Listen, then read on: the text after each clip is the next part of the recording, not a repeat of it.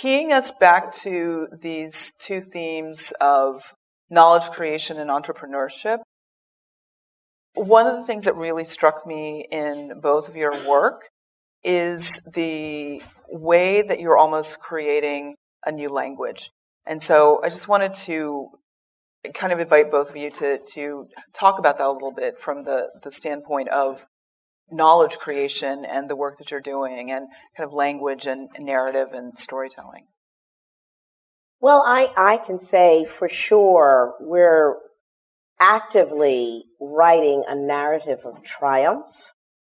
There has been such a systemic structure of Black as bad, and we have been taught to hate ourselves. And at Blacks in Green, we're working at the whole system problem common to Black communities everywhere: malnutrition, addiction, and poisoning, health disparities, self-hatred projected, miseducation, dropouts, and illiteracy, unprepared parenting and state-supported single mother homes, hyper-incarceration, recidivism and violence, barriers to voting, unemployment, underemployment, and the Black tax, which is basically, it's more expensive to be Black. And so with that as a dominant experience and self-perpetuating, it's a very, in the world of physics, a body in motion, staying in motion, and it is definitely requiring a very concrete interruption. And so very affirmatively, we of course, use the theater, where you are really able to change hearts and minds. That narrative is living in the story of the Great Migration. So we actively are lifting it up in ways that, has been mentioned.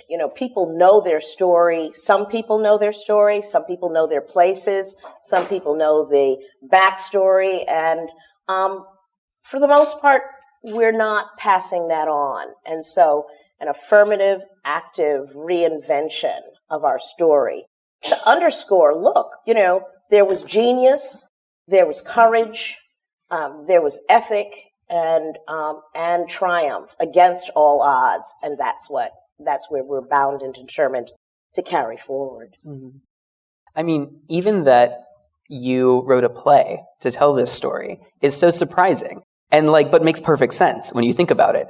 And I love that. I think that's where the overlap is for me too, is that the medium might be surprising, but it's whatever is necessary to reach and to tell the story effectively in that time. By any means necessary. And so in my case, we mentioned from Mississippi to the metaverse earlier. I can't stand the metaverse. I keep being asked my thoughts on it and panels specific to the metaverse, and I'm a Luddite by trade. And so it makes very natural sense to me now that I'm moving more offline and local after this experience of working on the project. But in that moment, it was what was necessary to tell the story in a spatial way that allowed people agency to share things collaboratively in real time and meet together in space. And so to do that digitally, you had to engage a software that I personally had no background or interest in. But that's also why it's a good collaborative project that allows me to work with people who do know those things and can also talk to the benefits of them.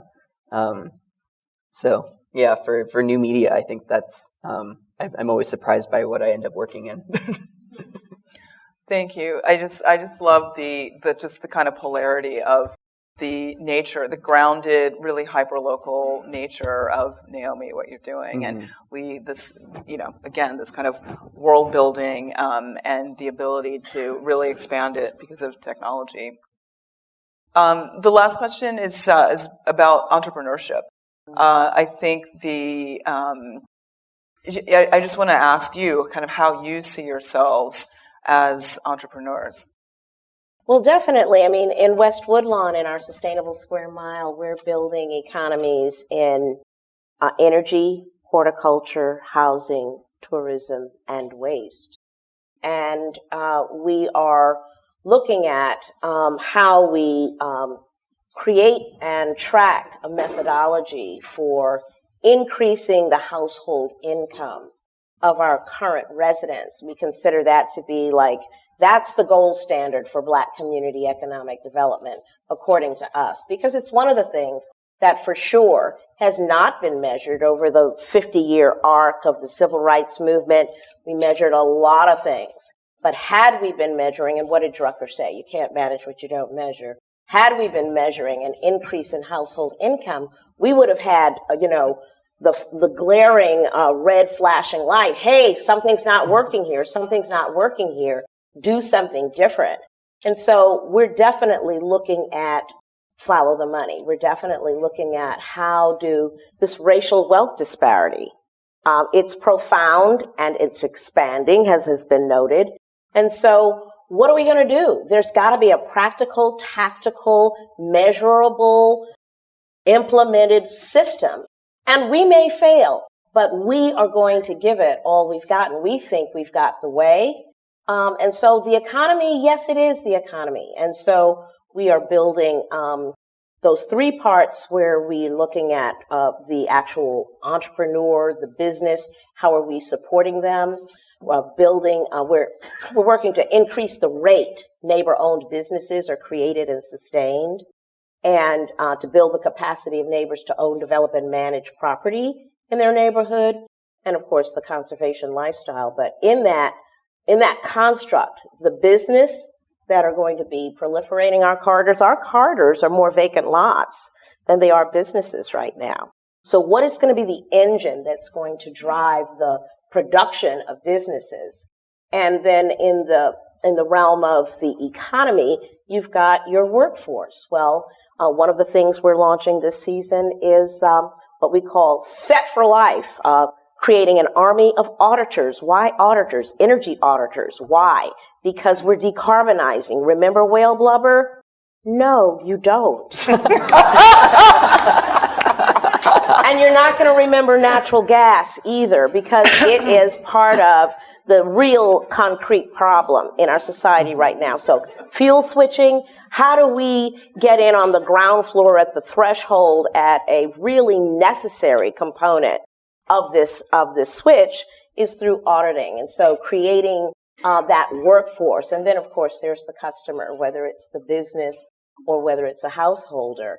We're looking at a system that builds and supports all three of those components of the economy, and looking at how we can measure it, again, for an increase in household income of the present residents of a place, not because we're looking at area median income and the gentrifiers, but the people who are already there, and how are they doing by implementing the 8 principles of Green Village Building. Lee? I don't think I can claim entrepreneurship for myself at this stage, because the projects just spend all the money they get. I mean, the Institute of Queer Ecology project is also largely non-commercial. It's meant to, we don't make art for sale often. We have every now and then, but we've had options too, but it just doesn't make sense for the ethos of the project. And so I think moving forward, I will be entering into more of the project I was describing at the beginning with Symbiotic House will have to be kind of a public-private partnership. I'm having to go through all of the steps that I am learning fastly without a background in it, because art school doesn't teach you anything about business, but it gives you the energy. So.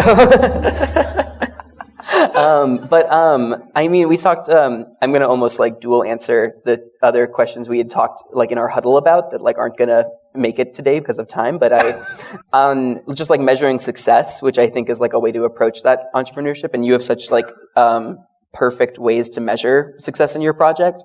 Ours has been largely if it has moved people that have engaged with it. And so we had, I think of the anecdote I gave in the beginning about being too young to drive, but making my dad drive me an hour down to the Everglades to go and see, to go birding essentially. But we had one of the shows we did in LA, kid showed up with his dad, who made his dad drive him an hour to come and see the show from the Institute of Queer Ecology, and like that's like still one of like the best measures of success we've had. But even like yesterday, we were hosting an online seminar, which has been part of a series of 8 seminars this month with speakers and kind of like 90 participants. And a person was speaking from Finland in the audience, and they were saying that they're like queer and work in science and have no space in science to find a way to bring their full self to work. And like are so thankful for these like online organizing spaces because they open up this way of seeing that they're not alone in these interests. And it's not just being like alone in queerness, which some people are like tragically like feeling, but like feeling like, okay, maybe we relate because we have similar identities, but also have no common interests, and you don't want to go birding with me this weekend. And so it was cool to have these online spaces that are kind of like necessarily online, just because it's like very niche and like bound both by identity and theme, but usually separated by distance. And so, yeah, I think that we'll have different measures of success in the future, but right now it's how it's moving people. Thank you. Thank you both so much.